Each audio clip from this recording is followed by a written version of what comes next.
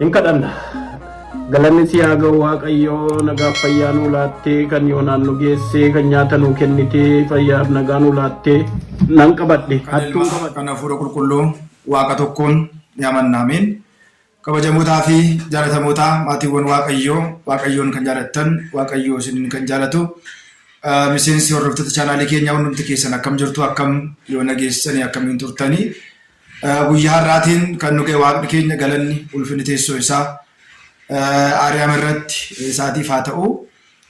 Akka fedhaa fi jaalala Waaqayyootti guyyaa har'aa kana immoo viidiyoo kana ka'umsa godhachuudhaan yaada tokko kutaa lammaffaa dhimma keenya irratti waa'ee taajjabbii guyyaa har'aa kana immoo kadhannaa akkamii kadhachuu qabna isa jedhu viidiyoo irraati akkuma ilaaltan walitti ni ilaalla jechaadha.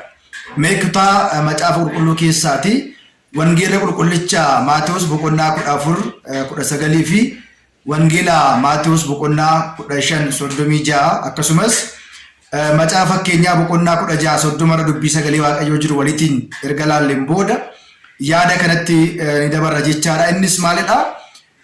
Yeroo baay'ee kiristaanni seerota garaagaraa yommuu raawwatu yeroo rafu, yeroo ka'u, yeroo karaa deemu yommuu nyaatu kadhannaa inni kadhatu ni jira jechaadha. Kadhannaa kana immoo akkamitti kadhanna? Gara eenyutti kadhanna? Seera kamiitiin, heera kamiitiin kadhanna kan jedhu beekuun barbaachisaadha jechaadha.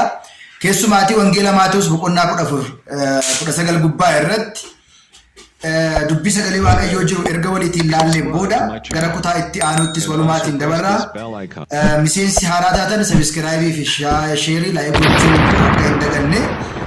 Akkana jedha uummannis marga irra erga akka ta'an erga isheetiin booda buddeena 5 fi qurxummii 2 gara samii ilaalee erga kadhateen booda eebbisee buddeenichas cabsee duuka bu'ootaatiif laatee jedha. Uummanni hundumtiyyuu marga irra lafa lalisaa irra akka isaan taa'an erga ajajeen booda erga itti meetiin booda buddeen sana gara samii ilaalee eebbisee cabsee kenneefii jedha.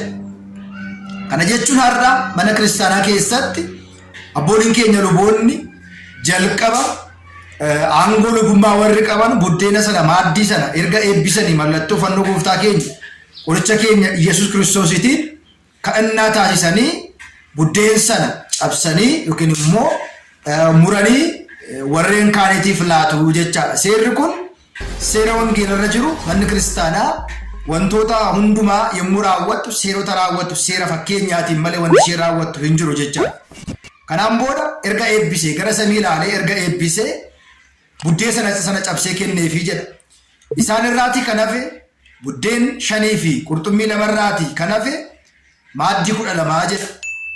Kana jechuun kadhannaan waan xiqqoo eebbisuu akka danda'u, kadhannaan waan xiqqoo waan guddaa gochuu akka danda'uu fi kiristaanni waan xiqqaa qabatee Waaqayyo yoo kadhatte waan guddaa argachuu akka danda'u nu barsiisa. Inni biraan immoo yommuu kadhannu nyaataafis haa ta'u, kadhannaa kamiifillee haa ta'u gara kam laallee kadhachuu qabna kan jedhudha bu'uurri keenya yookiin immoo ka'umsi keenya. Garuu viidiyoo irraatii akkuma ilaaltan namoonni gara kam laalanii kadhatu. Fakkeenyi kun maalirraatii dhufe? Maaliif namoonni gara dachee ilaalanii gara dukkanaatti gad jedhanii namoonni maaliif kadhatu kan jedhu anaatiif gaaffii guddaa waan ta'eefidha. Kanaaf egaa kiristaanni yookiin immoo manni kiristaanaa keenya gara samiirra ilaallee kadhanna. Maaliif yoo jettan inni kan jiraatu teessoon isaa gubbaa samiirra waan ta'eedhaaf. Teessoon isaa gara samii waan ta'eedhaaf buddeena kana akka nyaannuuf kan nuuf eeyyamu, kan nuuf laatu, kan nu obaasu Waaqayyo waan ta'eedhaaf. Kan nuu kenne samiirra waan ta'eedhaaf, inni samiirra jiraata waan ta'eedhaaf, kennaan kun kennaa samii waan ta'eedhaaf. Kan galateeffamuu qabu akka nyaannuuf, akka dhugnuuf kan nuuf eeyyame Waaqayyo samiirra kan jiru teessoon isaa Aariyaamirra waan ta'eedhaaf gara samii ilaallee kadhanna malee gara dachee yookiin immoo asii gadi jennee yoo kadhanne fakkeenya maalii agarsiisa? Namoonni maaliif gara dachee ilaalanii kadhatu isa jedhudha. Inni lammaffaan immoo namoonni maaliif dunuunfatanii kadhatu kan jedhudha. Innoo ilaalee kadhate, innoo gara samii ilaalee kadhate waan ta'eedha. Gara abbaa isaa, gara samii, gara teessoo isaa, gara teessoo abbaa isaa ilaalee kadhate waan ta'eedhaaf namoonni gara lafaatti gad jedhanii tokko. Lammata immoo dunuunfatanii maaliitiif kadhatu. Inni biraan wangeela qulqullicha Maatiyos boqonnaa 15:36 irrattis maaddii sana eebbisee akka inni nyaata kana isaaniif laate yookiin immoo kenneef nutti hima malee gara samiitti gad jedhee miti, gara samiitti ol jedhee malee gara dacheetti gad jedhee hin kadhanne jecha. Kanaaf barumsi kun yookiin immoo barmaanni kun maalirraati kan dhufedha? Seerri kun maalirraati kan argamedha kan jedhu namoonni deebii kana viidiyoo kana ilaalan deebii kana akka isaan laatan abdii guddaan qaba. Egaa nuti warri hordoftoonni amantaa Ortodoksii Tawaahidoo gara samii ilaallee gara abbaa keenyaa ilaallee fakkeenya guddaa isarraati baranne narraati baradha waan jireedhaaf. Fakkeenya hedduu nu kaa'ee waan deemedhaaf fakkeenya kadhannaa, fakkeenya soomaa, fakkeenya sagadaa hunduma nu barsiisee waan deemedhaaf gara samii ol laalleetu kadhanna. Inni biraan macaafa fakkeenyaa boqonnaa 16 irra gaafa ilaallu hidhii isaa kan ciniinnatu yaada dabaa yaada. Hidhii isaa immoo kan ciniinnatu waan namaa raawwataa jedha. Macaafa fakkeenyaa boqonnaa 16:30 irratti gaafa ilaallu ija isaa kan cufu yaada hamaa akka inni yaadu. Ija isaa kan cufu yaada hamaa akka inni yaadu macaafni qulqulluun keessumaan fakkeenya boqonnaa 16:30 gubbaa irratti ni dubbata jechaadha. Maalirraatii kan dhufedha? Maaliif namoonni ija isaanii dunuunfatanii kadhatu kan jedhuudhaaf deebii guddaa kan barbaadu. Kanaafidha ija isaa kan cufu inni yaada jal'aa yaada. Hidhii isaa immoo kan ciniinnatu wanta hamaa raawwataa jedha. Kanaaf egaa nuti yommuu kadhannu gara samii gara abbaa keenyaa, yommuu kadhannu ija keenya bannee, yommuu kadhannu ija keenya dunuunfannee otoo hin ta'in, yeroo kadhannu gara lafaa ilaallee otoo hin ta'in, yommuu kadhannu gara samiitti ol laalleetu. Kana biratti immoo egaa macaafa qulqullicha Maatiyos boqonnaa 6 kaasnee gaafa ilaallu yommuu kadhattu kan jedhutu ni jira. Naalbaata namoonni yaada kanaatiif ija keenya dunuunfannee kadhannaa jechuu danda'u. Mee wangeela Maatiyos boqonnaa 6 kan jiru waliitiin ilaaluun barbaachisaadha. Atis yommuu kadhattu jedha wangeela Maatiyos boqonnaa 6 irratti atis yommuu kadhattu gara mana keetti seeniiti balbala kee cufiiti dhoksaadhaan kan jiru abbaa keetti gara abbaa keetti kadhadhu. Dhoksaadhaan kadhannaa kee kan argu abbaa kee ifatti siif laataa jedha. Asirratti kana jechuun mana kee cufadhu jechuun gara mana keetti kadhiiti. Yaada kee kan si hatu, yaada kee kan si jalaatii hatee yaada biraa kan sitti fidu akka hin jiraanne yommuu kadhattu bakka namni hin jirretti yookiin immoo bakka yaadni namaa ijji namaa garaa gad hin deemnetti barree kee ol seeni cufadhuuti. Yookiin immoo karaa biraa qaamni biraa yookiin immoo namni biraa kadhannaa kee dhaga'uu hin qabu yookiin immoo kadhannaa ati dubbii keessa namni biraa dhaga'uu hin danda'u. Gara mana kee seeniiti dhokadhuuti bakka namni hin dhageenyetti kadhadhuu jedha.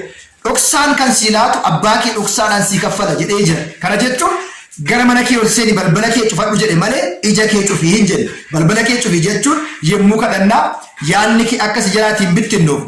Namoonni biraa wantoonni biraa akka si hin jeeqneedha bakka tasgabbaa ta'etti kadhadhu jechuudha malee ija kee dunuunfadhuuti kadhadhu jechuusaa akka hin taane namoonni kana baruu qabu. Inni biraan immoo gara samii ammas barri keenya yoo cufanne iyyuu gara samii ol laallee kadhanna. Maaliif yoo jenne dachee keessa kan jiru waaqa keenya miti.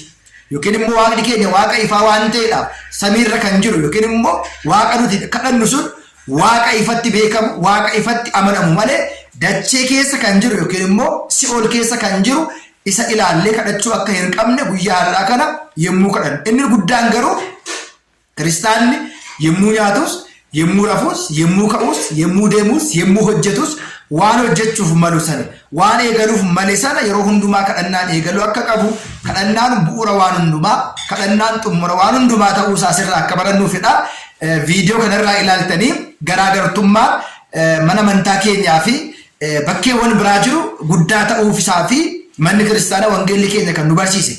Ammam wangeela hubannee wangeelaan barannee deddeebi'aa akka jirruu fi seerota nuti raawwachaa jirrurraati barumsa guddaa akkasiin argattan abdii guddaa waan hin qabuu fi viidiyoo kana ilaalee darbuu wanta hin barbaannee fi isinis wada akka madaalsistanii fi viidiyoo kana madaalli keessa galchitanii yaada dhuunfaa keessanii akka irratti laattaniifan viidiyoo kana waraabee barnoonni akkasii kun qophiin taajjabbii keenya har'aa yookiin immoo qophiin akkasii kun itti fufaa asirraati waan guddaa akka barattan abdii guddaan qaba.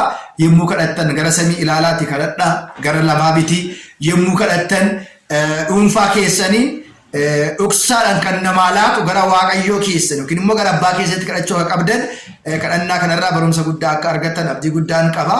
Waan isiniin gal waan hin hubanne gaafachuun mirga keessanii waaqayyo hunda keenya duukaa haa ta'u kan nu barsiise kan nu gorse waaqa boolii keenyaaf galanni haa ta'u nu haa turu.